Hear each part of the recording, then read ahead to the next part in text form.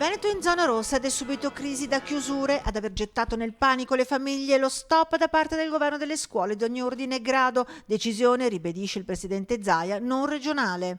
Con la zona arancione, vi ricordo che lì decideva il Veneto, abbiamo chiuso le scuole dalla seconda media in su, proprio per evitare disagi alle famiglie.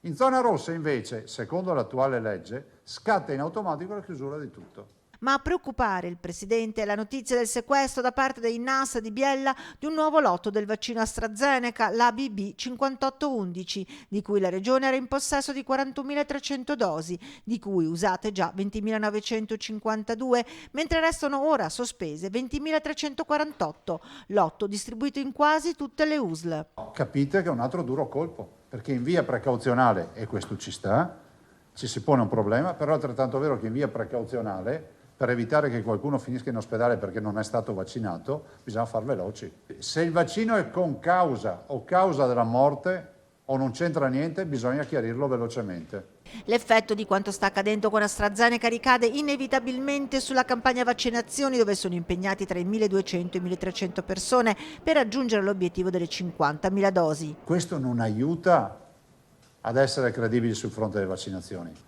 Il 50% di defezione nelle vaccinazioni ci dice questo e c'è paura nelle vaccinazioni. E noi abbiamo una campagna vaccinale che è messa a dura prova, perché capite che saltano lotti importanti di vaccini.